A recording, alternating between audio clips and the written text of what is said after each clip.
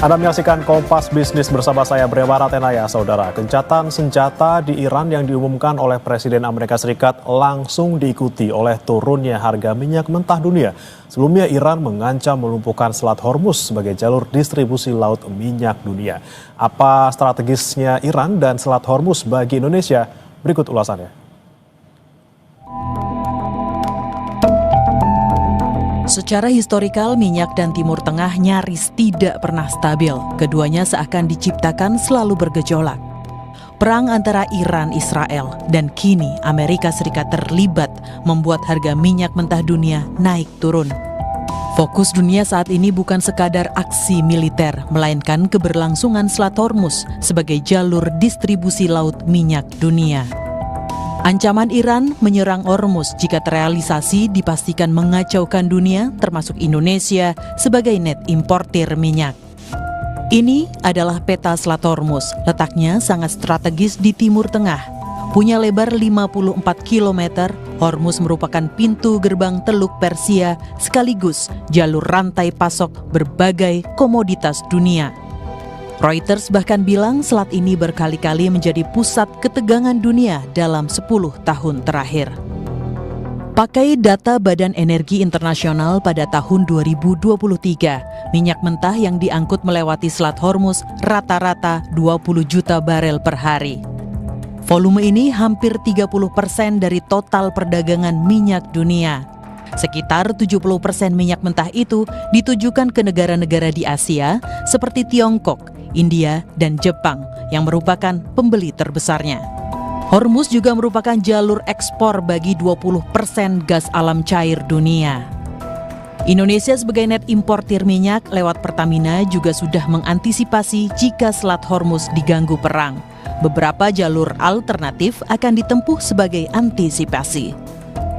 Ya, jadi terkait dengan situasi konflik di Timur Tengah yang mulai memanas, Pertamina sendiri sudah melakukan monitoring dan kami meningkatkan pengawasan terhadap pergerakan kapal-kapal tanker kami, khususnya yang memasok minyak mentah dari Timur Tengah dan sekitarnya ke wilayah Indonesia.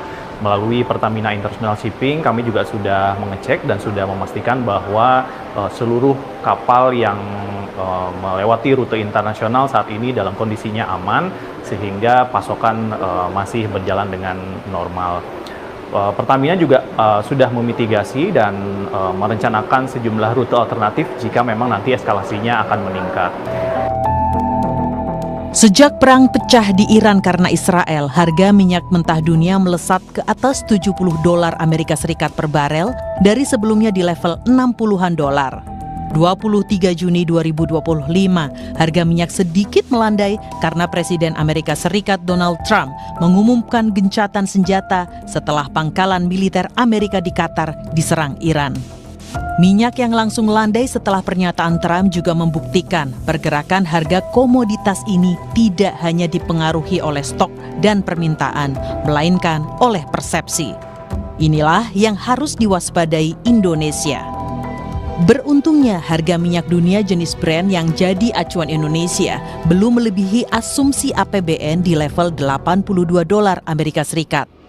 Tahun lalu minyak mentah Indonesia atau ICP bergerak di level $70, sedangkan Mei 2025 di level $62 Amerika Serikat per barel. Menteri Keuangan Sri Mulyani bilang perang wilayah strategis minyak memperparah tekanan ekonomi Indonesia yang juga sedang kerepotan menghadapi tarif Trump. Ditambah dengan berbagai kebijakan-kebijakan makro, terutama di bidang fiskal negara-negara maju, dan kemudian ditambah dengan kondisi geopolitik dan security yang sangat negatif, menegang dan bahkan sudah pecah perang yang menimbulkan kemudian ketidakpastian komoditas, supply chains, ini semuanya menghasilkan dua risiko yang immediate. Risiko pertama adalah ketidakpastian harga cenderung naik, seperti harga minyak yang naik. Namun di sisi lain, dari sisi perekonomian global akan cenderung melemah. Jadi kombinasi kenaikan harga-harga karena disrupsi geopolitik dan security itu menyebabkan tekanan harga berarti inflasi naik, namun dikombinasikan dengan ketidakpastian yang menyebabkan ekonomi global melemah. Itu kombinasi yang harus kita waspadai karena tidak baik. Perlemahan ekonomi membuat dampak yang buruk, kenaikan inflasi dan kemudian menimbulkan kenaikan yield, apakah karena adanya geopolitik atau karena adanya fiscal policy. Kedua hal ini menyebabkan dampak kepada seluruh dunia termasuk Indonesia.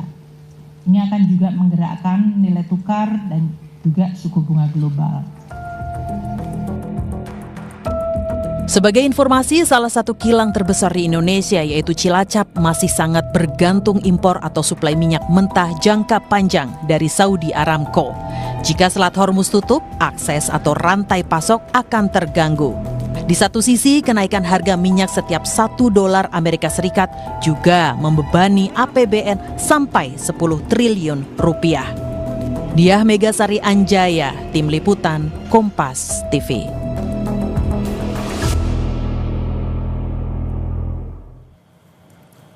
Menteri Keuangan Sri Mulyani bilang perang pasti menjatuhkan resiko ekonomi bagi Indonesia. Kerugian apa yang mungkin dirasakan masyarakat Indonesia?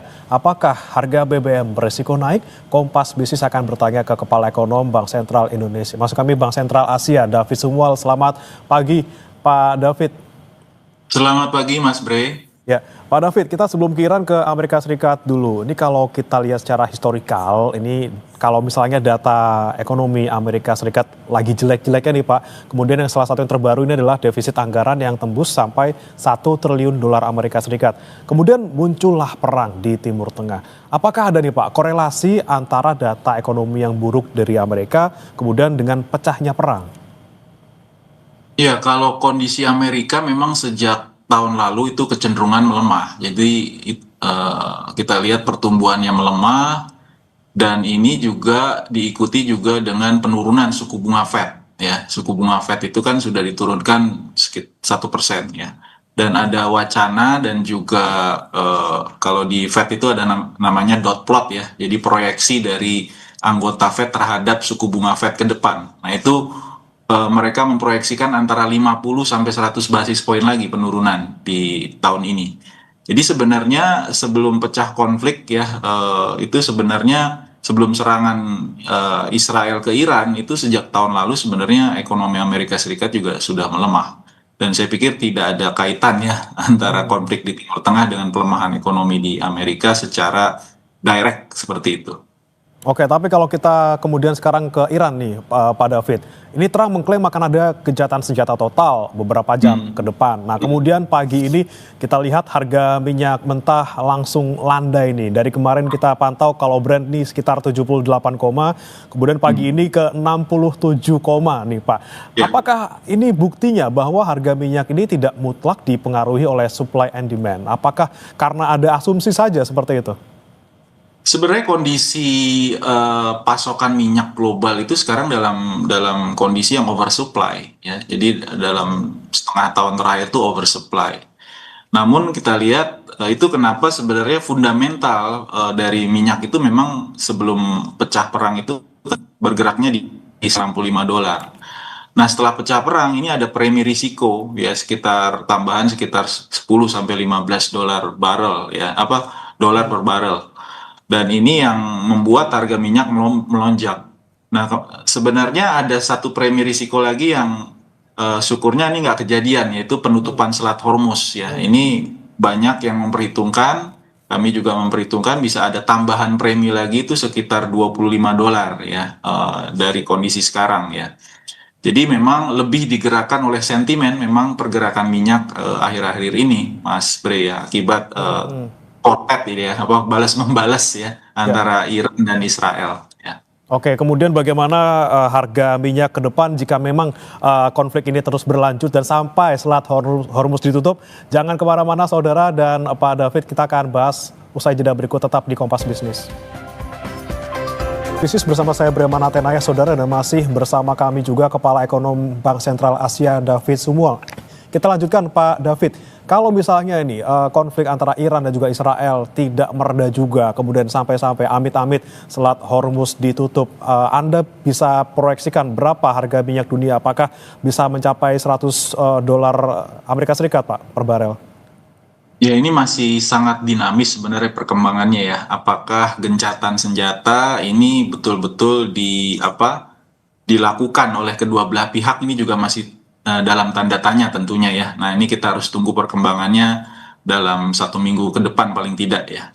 Nah, kalau Selat Hormuz ditutup, tadi saya sudah sampaikan memang bisa lebih dari $100 ya premi risikonya, karena Selat Hormuz itu memasok kurang lebih sekitar 20% minyak global ya. Bahkan kalau untuk gas itu lebih tinggi lagi, 30%. Walaupun memang negara-negara di sekitaran Selat Hormuz itu sudah punya contingency plan juga.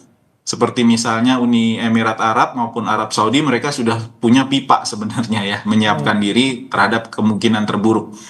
Walaupun memang tidak optimal, mungkin hanya bisa dan perlu biaya logistik yang lebih tinggi lagi tentunya untuk menyalurkan misalnya minyak atau gas dari kebanyakan fieldnya Arab Saudi itu ada di timur ya, mereka harus salurkan ke barat dan ini perlu ongkos ya, dan juga tentu akan mengganggu ya lalu lintas di Selat Hormuz, sehingga preminya itu sekitar 20 sampai $25 lagi kalau ini sampai ditutup ya, jadi bisa melebihi dari $100.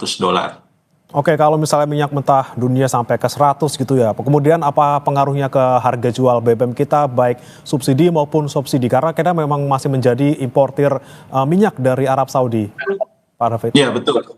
Ya, ini bedanya kita mungkin dengan negara-negara ASEAN lain. Kalau negara-negara ASEAN lain memang kebanyakan net oil importer ya, termasuk juga Filipina misalnya. Tapi untuk Filipina itu langsung terrefleksi di harga jual retailnya. Sedangkan kita untuk beberapa jenis BBM itu masih disubsidi, dan ini tentunya tidak serta-merta ya langsung terrefleksi. Nah, ini tergantung dari keputusan pemerintah apakah akan menaikkan harga BBM yang bersubsidi ya untuk solar dan juga minyak. Halo, Halo? halo, assalamualaikum. Ya, lanjutkan silakan Pak David. Ya, silakan Pak David, dilanjutkan Pak. Ya, jadi kalau kita lihat ini tidak serta-merta ya, jadi tidak serta-merta akan naik harga minyaknya seperti negara-negara tetangga lain. Jadi impact-nya ini masih terbatas ya. Kalau misalnya harga minyaknya sampai 100, tentu ini akan membebani APBN ya. Jadi akan ada tambahan subsidi BBM dan kompensasi ya. Dan ini mungkin kritikalnya di atas $90. Dengan asumsi juga kursnya juga masih bergerak di sekitar 16.500-an, Mas Bre. Oke, nah ketika kemudian APBN kita ditekan oleh misalnya harga minyak dunia naik, kita harus kasih subsidi lebih besar lagi, kemudian rupiah juga kemudian semakin melemah nih Pak David. Apakah ini juga semakin membuat APBN kita ini semakin tertekan gitu Pak dengan kondisi ini? Ya, ini mungkin perlu penyesuaian pada akhirnya. Kita kan sudah mengalami beberapa skenario yang mirip ya dulu ketika harga minyak meningkat ya. Ini konsekuensi negara yang memang sekarang itu kita mengalami net oil importer ya. Kita kan produksinya kecenderungan terus menurun dari sisi produksi, itu sekarang hanya antara 500 sampai 650 ribu barel per hari. Sedangkan konsumsi ini trennya naik terus ya. Tiap tahun naik ya sekitar 5-10%, itu sekarang posisi di sekitar 1,2-1,3 juta barel. Jadi per hari. Nah, ini yang tentunya jadi PR kita bersama, bagaimana mendiversifikasi juga mungkin dari sisi sumber energinya ya. Dan nah, ini peran dari pemerintah juga untuk mendorong eksplorasi dan eksploitasi energi yang lain ya. Energi yang lain kan banyak nih, mulai dari energi terbarukan, energi geotermal, lalu juga batu bara dan lain-lain, yang sehingga energi mixnya jadi buat Indonesia risikonya bisa kita kurangi ya, kemungkinan terburuk dari kenaikan harga minyak misalnya.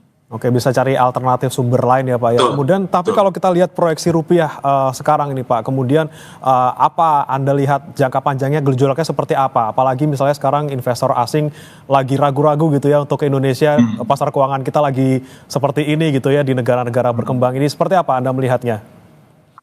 Ya tentunya kalau untuk rupiah ini selain faktor eksternal ya tentu dilihat faktor domestik ya. Kalau dari sisi domestik sebenarnya pertumbuhan kita masih relatif baik ya. Jadi dibandingkan negara-negara emerging market masih tumbuh sekitaran 5% lah, 4,8 sampai 5%. Nah ini kalau dibandingkan dengan yang lain ya masih sangat atraktif sebenarnya perekonomian kita.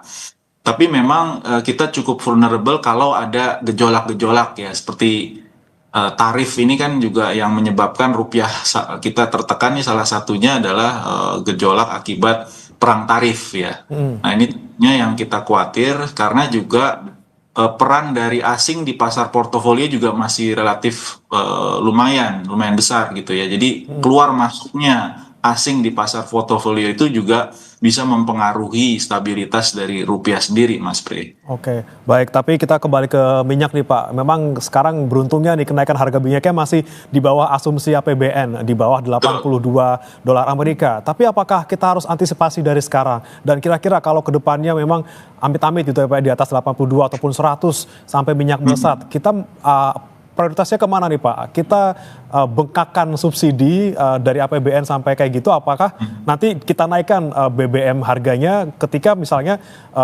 daya beli masyarakat kita lagi menurun gitu Pak? Ya sebenarnya untuk BBM kebijakan dari pemerintah ini kan pelan-pelan mengurangi subsidinya ya, karena subsidi ke harga suatu komoditas ini secara ekonomi maupun juga secara social justice kurang begitu pas begitu ya, karena ini kan dinikmati oleh semua orang ya kalau BBM naik ataupun kalau misalnya harga BBM-nya seperti negara-negara lain tuh memang pengaruhnya ke APBN-nya bisa lebih diminimalisir begitu. Jadi memang kita perlu juga melihat mekanisme-mekanisme lain bagaimana caranya supaya subsidinya lebih terarah tentunya. Tapi kalaupun nanti harga minyaknya naik, ya memang dan kita lihat ini cukup sustain, ya mau nggak mau pasti akan ada penyesuaian-penyesuaian ya. Kalau kita lihat dari pengalaman, mungkin adjustment-nya bisa ke arah pengeluaran pemerintah dulu mungkin ya, baru mungkin the last resort-nya baru penyesuaian harga. Seperti itu Mas Bre. Oke, lebih bijaknya pengeluaran yang lain di rem-rem dulu sebelum akhirnya menaikkan harga BBM ya Pak ya. Baik, terima kasih Pak David Sumual, ekonom BCA sudah bergabung bersama kami di Kompas Bisnis. Selamat pagi.